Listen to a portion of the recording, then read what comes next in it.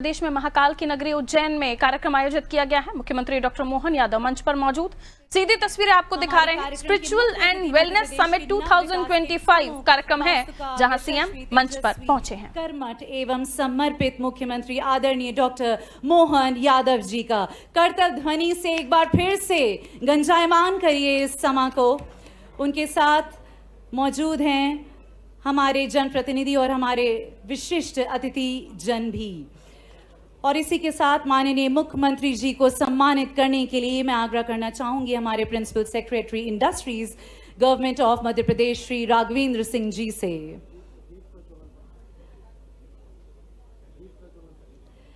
और उनको सम्मानित करने से भी पहले देवियों और सज्जनों, सबसे पहले कहना चाहूंगी आप सबको नमस्कार, स्वागतम, सुस्वागतम और शुभ संध्या। मैं हूं आपकी सूत्रधार, मेरा नाम है शिखा सिंह। माननीय मुख्य अतिथि जी, विशिष्ट अतिथि, वक्ताओं और सभी सम्मानीय उपस्थित जनों, आपका आध्यात्मिक और सांस्कृतिक विरासत की नगरी उज्जैन की पवित्र धरती में आयोजित स्पिरिचुअल एंड वेलनेस समिट के मुख्य सत्र वेलनेस विजनिंग में आप सभी का हार्दिक अभिनंदन है। देवी और सज्जनों, उज्जैन और मध्य प्रदेश के पास आध्यात्मिक गहराई, सांस्कृतिक समृद्धि और प्राकृतिक शांति तीनों हैं। बस इन्हें एक सुनियोजित नीति और आधुनिक सुविधाओं के साथ जोड़ा जाए तो ये भारत के ही क्या अगले बल्कि विश्व के एक प्रमुख आध्यात्मिक और वेलनेस गंतव्य बन सकते हैं। हमारे बीच इस कार्यक्रम में, जैसा कि आप सब देख रहे हैं, अपनी तालियों के साथ आपने स्वागत किया, हमारे साथ शामिल हो चुके हैं हमारे माननीय मुख्यमंत्री महोदय। तो आइए महाकाल के आशीर्वाद से इस सम्मेलन में माननीय मुख्यमंत्री जी के कर कमलों द्वारा इस मंगल दीप को प्रज्वलित किया जाए। माननीय मुख्यमंत्री डॉक्टर यादव, आपसे ये अनुरोध है कि इस मुख्य चरण की शुरुआत दीप प्रज्वलन के साथ करें। मैं मंच पर उपस्थित सभी गणमान्य अतिथियों से अनुरोध करूंगी कि वे हमारे अतुलनीय भारत की इस परंपरा में अपना योगदान दें, अर्थात हमारी माननीय मुख्य अतिथि को ज्वाइन करें। May we request a renowned singer Indira Nayak to celebrate the occasion with her words. वक्रतुंड महाकाय सूर्यकोटि समप्रभ निर्विघ्नं कुरु मे देव सर्वकार्येषु सर्वदा। असतो मा सद्गमय तमसो मा ज्योतिर्गमय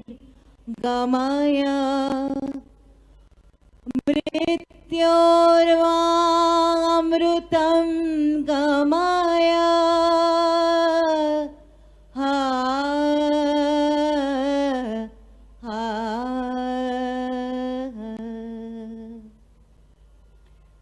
बहुत बहुत धन्यवाद। The land of infinite possibilities Madhya Pradesh, इस मंगल कामना का प्रभाव सभी को समृद्ध करे। बहुत बहुत धन्यवाद माननीय मुख्यमंत्री महोदय जी।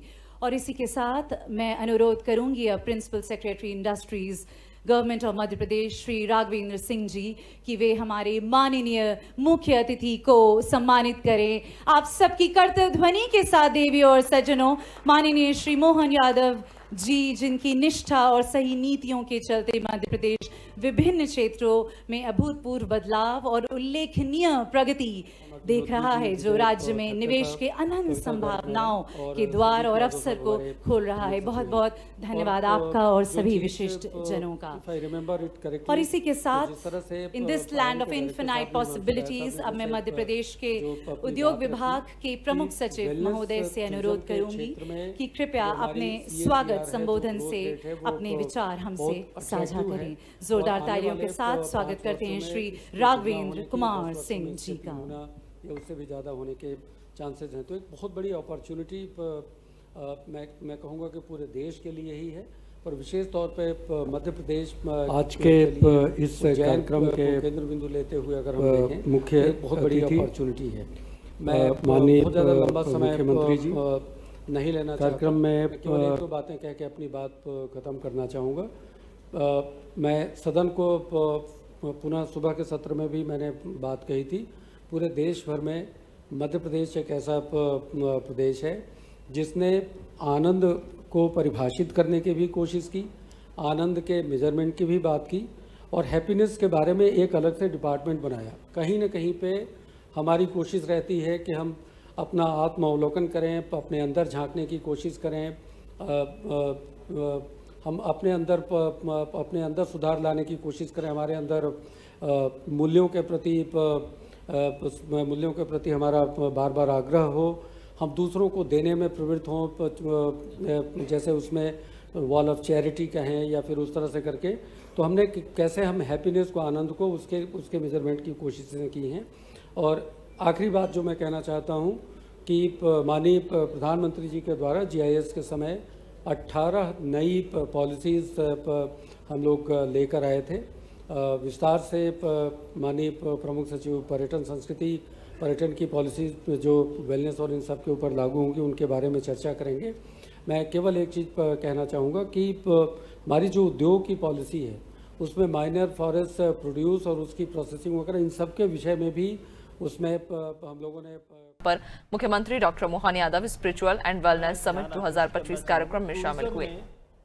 मुझे ध्यान है जब माननीय प्रधानमंत्री जी ने 2014 में प्रधानमंत्री पद संभाला था, तब एक बात की थी कि टूरिज्म को हमारी देश की इकोनॉमी के लिए आगे बढ़ाना जरूरी है और टूरिज्म बढ़ाने के लिए स्वच्छता बहुत जरूरी है। तो एक स्वच्छता का बहुत बड़ा आंदोलन देश में शुरू हुआ। अब मध्य प्रदेश ने क्या किया? आपके यहाँ पे हम लोग उज्जैन में बैठे हैं, बगल में इंदौर है जो 7 साल से देश की सबसे स्वच्छ शहर है और पिछले 7 साल में मध्य प्रदेश देश के 2 सबसे स्वच्छ राज्यों में रहा, कभी सर्वश्रेष्ठ कभी सेकंड सर्वश्रेष्ठ। तो ये केवल इंदौर में नहीं, बाकी शहरों में भी स्वच्छता का स्तर काफ़ी बढ़ा है। बट इंदौर की स्वच्छता तो एक्चुअल में वेस्टर्न कंट्रीज के समतुल्य है। इसके लिए राघवेंद्र साहब ने शुरू में, प्रिंसिपल सेक्रेटरी ने बताया था कि हम लोगों ने 18 नई पॉलिसीज़ लाई और कुछ पॉलिसीज़ पुरानी थी। तो जो नई पॉलिसीज़ अभी फरवरी में माननीय प्रधानमंत्री जी के हाथों से जिनका लॉन्च किया गया था, पॉलिसीज़ में 3 प्रमुख बातें थी। पहली बात ये थी कि हम लोग फाइनेंशियल इंसेंटिव्स क्या देते। तो फाइनेंशियल इंसेंटिव्स के बारे में मैं एक चीज़ बहुत दावे के साथ कह सकता हूँ कि क्योंकि हम लोग जब बना रहे थे तो हम लोगों ने सभी प्रमुख राज्यों की पॉलिसी का थॉरो अध्ययन किया और उसके बाद ये पूरा कंपैरिजन करके हम लोगों ने कहा कि ऐसी चीज़ रखनी चाहिए कि जब इन्वेस्टर्स आ रहे हैं तो उन्हें लगे कि जी वहाँ पे ऐसा मिलता है, ऐसा कहने की नौबत ना आए। तो लगभग हर आइटम में या हर पॉलिसी में जो हमारे यहाँ का पैकेज है वो देश के किसी भी राज्य की तुलना में बराबरी का है या बेटर है। जो सर्वश्रेष्ठ पैकेज था उसको हम लोगों ने मैच किया हुआ है। पर उससे ज़्यादा प्रमुख बात जो थी, मतलब मैं भारत सरकार में इंडस्ट्रीज डिपार्टमेंट का सचिव रह चुका हूँ तो मुझे मालूम है बिजनेसमैन को क्या तकलीफ आती है। वहाँ जब हम लोग रिसर्च करते थे तो एक रिसर्च इसी बात की होती थी कि एक इन्वेस्टर को कितनी जगह दरवाज़ों में जाना पड़ता है और कितनी प्रकार से परमिशंस के लिए घूमना पड़ता है। तो उस समय एक एग्जाम्पल लिया था ईज ऑफ डूइंग बिजनेस में कि एक होटल में किस राज्य में कितनी परमिशन लगती है। तो ये पाया गया कि राज्यों में जो डिफरेंस है 12 से लेके 30 परमिशंस तक लगती है, अलग अलग राज्यों में अलग अलग। तो जब हम लोग ये नई पॉलिसीज बना रहे थे तो हम लोगों ने कहा हमारी पॉलिसी का जो एक सेंटर पीस होगा वो होगा ईज ऑफ डूइंग बिजनेस। और मैंने अपने सभी साथी अधिकारियों को माननीय मुख्यमंत्री जी के निर्देश में हम लोगों ने ये तय किया कि हम एक एक परमिशन का आकलन करेंगे और देखेंगे कि किस प्रकार से हम इसको इम्प्रूव कर सकते हैं। तो मैं बधाई देना चाहूँगा टूरिज्म के प्रिंसिपल सेक्रेटरी और उनकी पूरी टीम को कि उन्होंने बाकी सारे विभागों से सामंजस्य सब उस बहु प्रतीक्षित क्षण पर पहुंच चुके हैं जिसका हम सबको बेसब्री से इंतजार था। मध्य प्रदेश की सांस्कृतिक, आध्यात्मिक और विकास यात्रा के पथ प्रदर्शक, हमारे यशस्वी, दूरदर्शी एवं जनप्रिय मुख्यमंत्री माननीय डॉक्टर मोहन यादव जी, हमारे गौरव, हमारे प्रेरणा स्रोत। हम सबको संबोधित कर हमारा मार्गदर्शन करेंगे। जोरदार तालियों के साथ अभिनंदन करें श्रीमान।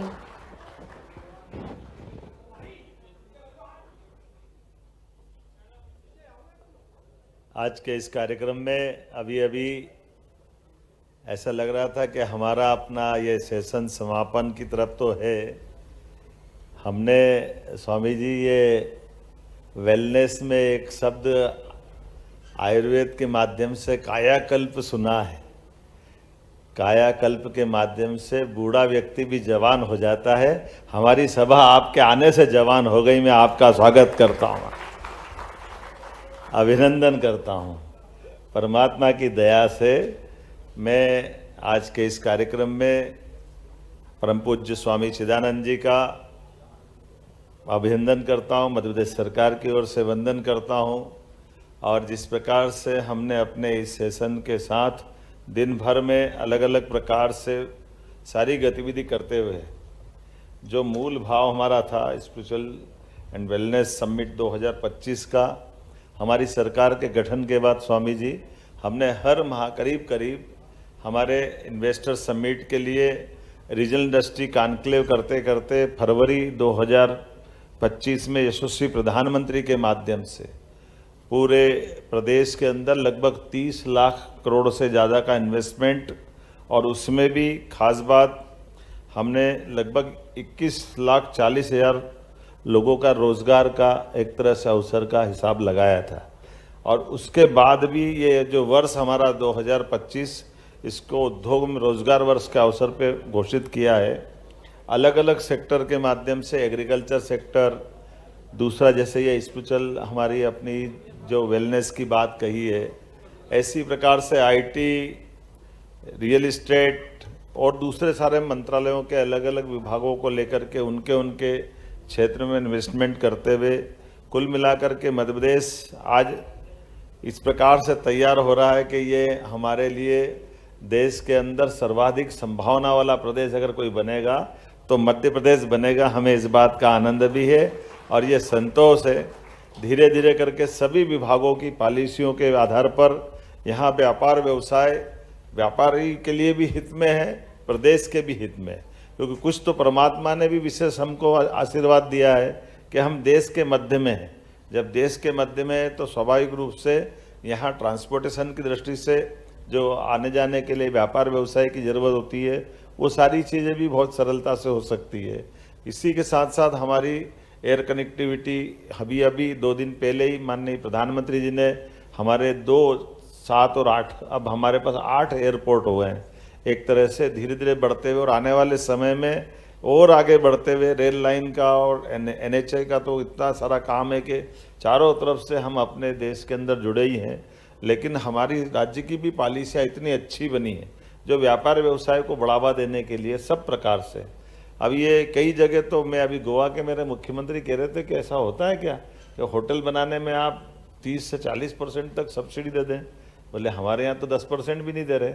हमने कहा आप हमारे यहाँ लगा लो, हम आपको भी दे देंगे, हमको क्या मना है। हमने कहा आप गोवा आपका पेट भरा हुआ है तो बात अलग है। हमने तो कहा कि हमारी तो संभावना वाला प्रदेश है। और केवल वो नहीं, अब हॉस्पिटल में भी कल मैं अपने एक मित्र है, बड़े उनके अच्छे हॉस्पिटल हैं, वो उनका मन तो बन ही रहा था। उनने कहा ये बड़ा आकर्षक, सबसे अच्छा आकर्षक प्रस्ताव कहीं मिल रहा है। अभी हमारे टेंडर खुले महाराज जी।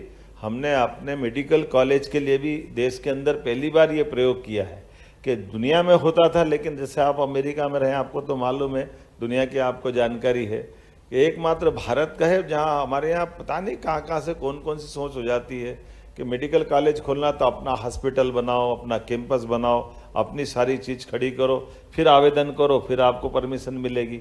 अभी हमने अपने व्यवस्था में बदलाव कर दिया है कि ज़मीन 25 एकड़ से ज़्यादा जो हॉस्पिटल की चाहिएगी केवल 1 रुपये में देंगे। 1 रुपये में ज़मीन हम पूरी मेडिकल कॉलेज के लिए। और अभी ताली अधूरी है, अभी और बता रहा हूँ। मेडिकल कॉलेज खोलने के लिए जो हॉस्पिटल की शुरुआती जो शर्त होती है 300 बेड से बड़ा जो हॉस्पिटल है वो भी हम फ्री दे रहे हैं कि हम स्टाफ को सैलरी हम देते रहेंगे और आप 1 रुपये में ज़मीन लो, मेडिकल कॉलेज आप खोलो और भविष्य की दृष्टि से आगे बढ़ो। एक तरह से ये जो हमारी मेडिकल की शिक्षा हो या सभी प्रकार के उद्योग निवेश की संभावना वाला क्षेत्र, इसके पीछे भाव इतना ही है। दुनिया में ऐसे ही होता है, प्रैक्टिकल करने के लिए तो कहीं भी हॉस्पिटल में जाते हैं जो अपने आप होते ही है, और पढ़ाने के लिए अपनी बिल्डिंग बना, सिस्टम बना लें। लेकिन कई प्रयोग ऐसे किए जरूर है जिसके बलबूते पर, जैसे रोजगार पर अगर आप उद्योग लगाओगे तो हमारे रेडीमेड गारमेंट्स के लिए हमको बड़ा अटपटा लगा कि हमारे यहाँ कॉटन पूरे देश में सबसे ज़्यादा मध्य प्रदेश में होता है, लेकिन जहाँ कॉटन नहीं होता वहाँ रेडीमेड गारमेंट्स और कपड़े बनाने के उद्योग चल रहे हैं।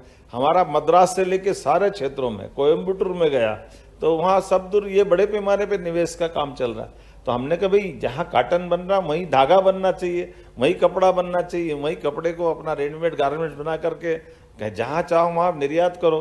तो इसीलिए हमने इसमें भी प्लान बनाया कि जो रोजगार आधारित उद्योग है उसमें हम इंसेंटिव देते हुए पर लेबर 5,000 रुपया, कारखाना आपका, कमाओ आप, कोई तकलीफ नहीं, लेकिन हमारे लोगों को रोजगार अगर आप दे रहे हो तो उसका इंसेंटिव भी हम देने को तैयार हैं, हमको कोई परेशानी नहीं। और 4,000 से बड़े बड़े कारखाने, 7,000 तक के कारखाने और सभी प्रकार के लेबर डिपार्टमेंट के माध्यम से भी जो जो संभव हो सकता है सब संशोधन भी करते हुए, सारी अनुकूलता बनाते हुए। जब हमारे पास आज की स्थिति बिजली सरप्लस है न, इतना अच्छा राज्य, कभी हमारे यहाँ लेबर प्रॉब्लम नहीं हुई, कोई हड़ताल होती ही नहीं, लोग समझते ही नहीं, बड़े प्रेम भाव से रहने वाले, जैसे पहाड़ के लोग ऐसे मालवा के लोग, दोनों में कोई अंतर नहीं, इतना अनुकूलता वाला क्षेत्र है। और आपने कहा कि गंगा दशहरे के दिन गंगा जी आपसे छूटी है। महाराज जी छूटी नहीं है, गंगा जी ने पकड़ा हुआ आपको। मैं आपको अभी थोड़ा सा निवेदन कर रहा हूँ कि आप थोड़ी देर बाद रामघाट मेरे साथ चलना, हम गंगा बेसन में ही गंगा जी की पूजा करेंगे। गंगा जी के लिए छिपरा जी में अपन पूजा करेंगे, छिपरा जी जा रही चंबल में, चंबल जा रही जमुना में, जमुना जा रही गंगा में, तो यही तो गंगा सागर पहुंचा रही है, इसके बाहर क्या है? ये गंगा बेसिन का ही इलाका है। इसी की दृष्टि से हम वही बात कर रहे हैं। इसलिए मंदिर की बात आपने कही, बहुत अच्छी मंदिर संस्कृति, मन के अंदर यही तो मंदिर हमारे लिए, आत्मा सो परमात्मा, परमात्मा की उस भाव को लेकर के हम सब अपने अपने कामों को लेकर यशस्वी प्रधानमंत्री के नेतृत्व में, तेजस्वी और एक तरह से वो तो ऋषि तुल्य है, उनका जीवन, पूरा जीवन यशस्वी प्रधानमंत्री का, और कितना सुंदर उन्होंने मन में संकल्प लिया है। आज एक साथ 2 तिथियां मिली हुई है, एक तिथि गंगा दशहरा भी है और एक तिथि पर्यावरण दिवस की भी है। अब ये पर्यावरण दिवस में थोड़ा जरूर प्रश्न आता है, पर्यावरण की दृष्टि से जब बात चलती है तो जगदीश चंद्र बसु ने पहली बार रॉयल सोसाइटी लंदन के अंदर वैज्ञानिकों के बीच में ये सिद्ध किया था कि हाँ, इन पौधों में प्राण होते हैं। सारे वैज्ञानिकों ने ताली बजा करके बहुत अभिनंदन किया, और जब उनने सिद्ध किया और उसके आधार पर उनका सम्मान भी किया, और इस बात से आनंद से कि भाई आप भारत में जाओगे तो आपको कंधे पे बिठा के नाचेंगे लोग, इतना बड़ा काम आपने कर दिया। लेकिन नहीं, भारत में कुछ नहीं होने वाला है। तो उन्होंने कहा भारत के लोग समझते नहीं है क्या? तो बोले नहीं, भारत के लोग तो पहले से मालूम था पौधे में प्राण है, तो आपको नहीं मालूम था, आपको बताने आया।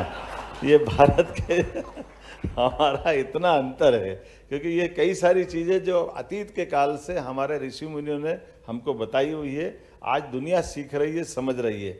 जैसे कोविड ने हमको प्रणाम करना सिखा दिया, नमस्कार करना सिखा दिया, दुनिया सब आज नमस्कार का जो महत्व बताना नहीं चाहिए। लेकिन मैं मान के चलता हूँ, आज इन्वेस्टर समिट जब हमने किए तो बहुत अच्छे उत्साहवर्धक परिणाम भी आए। जब यहाँ हमारे बीच महाराज जी ने स्वयं ने कहा है, 2 ही ज्योतिर्लिंग तो हमारे बीच में है, एक ओंकारेश्वर, एक महाकालेश्वर, और दोनों जगह आपने घोषणा कर दी, इससे अच्छी क्या बात है। मैं महाराज जी का भी अभिनंदन करता हूँ, चिदानंद जी महाराज जी का, जिनने वेलनेस सेंटर खोलते हुए अपने यहाँ दोनों नर्मदा जी और छिपरा जी के किनारे प्रतिदिन आरती भी करेंगे। और जैसे आपने कहा कि हमारे वेलनेस के लिए मूल भाव अपने स्वभाव को बदलने से है, बीमार को अच्छा करना नहीं, बीमार न होने देना। ये जो प्रयास है, ये जो हमारी चिकित्सा पद्धति है, ये जीवन शैली में आती है, और जीवन शैली से हमारे व्यवहार तक और आचरण व्यवहार से हमारा अंदर का भाव बनता है।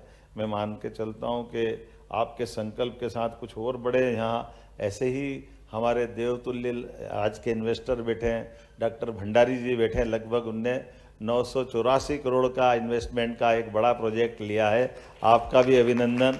लगभग 400 करोड़ की लागत से सुरेश सिंह भदौरिया जी, आपने भी अपना इन्वेस्टमेंट के लिए यहाँ हमको दिया है। नाम तो बहुत सारे हैं, मैं अलग से बाद में पढ़ दूंगा क्योंकि मेरा कार्यक्रम 5 बजे तक का था और 5:30 से ऊपर का टाइम 5:45 हो गया। तो मैं मान के चलता हूं कि एक बार फिर ये हमारा जिस पवित्र भाव के आधार पर ये कार्यक्रम हुआ है, न ये केवल उज्जैन का बल्कि पूरे प्रदेश के अंदर का, जहां भी आप इन्वेस्टमेंट करेंगे, सरकार के मुखिया के नाते से मैं आपको कह सकता हूं, हमारे यहाँ पॉलिसी की स्केल है इस तरह से एसेस करना है। और उसके बावजूद भी ये नीतियाँ तो अपनी जगह है, जिसके आधार पर हम अपनी नीतियों से सबको जो जो इंसेंटिव हो सकता है, जो आपको छूट दे सकते हैं वो देंगे। लेकिन और अच्छा इन्वेस्टमेंट लाओगे तो नीतियों के बाहर जाकर भी हम आपकी मदद करने के लिए तैयार हैं। ये हमारा मन का संकल्प है। सरकार के साथ हम अपने प्रदेश को यशस्वी प्रधानमंत्री के नेतृत्व में नंबर 1 का राज्य बनाने के संकल्प के साथ आगे चल रहे हैं। निश्चित रूप से आज का दिन आप सबको बधाई हो। और उज्जैन में आपका फिर मैं स्थानीय विधायक भी हूँ, मुख्यमंत्री तो हूँ, यहाँ से विधायक हूँ और विधायक होने के नाते से एक बार आपका पुनः उज्जैन में भी स्वागत करता हूँ, अभिनंदन करता हूँ। बहुत बहुत धन्यवाद। माननीय महोदय जी, आपने अपने प्रेरणादायी विचारों से हमें अभिभूत किया। हम आप सबका जोरदार तालियों के साथ वंदन करते हैं, अभिनंदन करते हैं एक बार फिर से। और इस पल को यादगार बनाने के लिए हम अपने माननीय मुख्य अतिथि पूजनीय स्वामी जी और मंचासीन अशिष्ट वितिथि जनों को सम्मानित करेंगे स्मृति चिन्ह के साथ। श्री चंद्रमौली शुक्ला जी, निवेदन है आपसे कि ये स्मृति चिन्ह आप हमारे मुख्य अतिथि को भेंट करें और यहाँ से शुरुआत करें। देवी और सज्जनों, जोरदार तालियां हमारा मार्गदर्शन करने के लिए एक ऐसे ट्रांसफॉर्मेशनल लीडर जिनका नेतृत्व, जिनकी दूरदर्शिता हमारे मध्य प्रदेश को की विकास की लिखती है नई कहानियां। जोरदार तालियों के साथ आप सबकी ओर से बहुत बहुत धन्यवाद। परम पूज्य स्वामी जी, हमारे मंच पर आसीन अन्य विशिष्ट अतिथि भी बहुत बहुत धन्यवाद और जनप्रतिनिधि भी। और इसी के साथ इस सत्र को समाप्त करते हुए आप सबका कोटि कोटि आभार व्यक्त करते हैं। इस आयोजन में आप सब यहाँ पर समय निकाल कर आए, आपका धन्यवाद। हम मध्य प्रदेश की उज्जवल भविष्य की कामना करते हुए फिर से एक बार आपका धन्यवाद ज्ञापित करते हैं। Thank you to our knowledge partner EY and our industry partner CII। मैं सभी को आमंत्रित करती हूँ कि वे मध्य प्रदेश आएँ, जो कि हमारे अतुल्य भारत का सेंटर ऑफ द हार्ट के नाम से प्रसिद्ध है। उज्जैन से शुरुआत करें जरूर और भारत को विश्व गुरु बनाने की इस यात्रा में आप सब हमारे भागीदार बने। एक बार फिर से विशेष रूप से बहुत बहुत धन्यवाद हमारे माननीय मुख्यमंत्री जी को कि वे यहाँ पर समय निकाल कर आए और इस स्पिरिचुअल और वेलनेस समिट 2025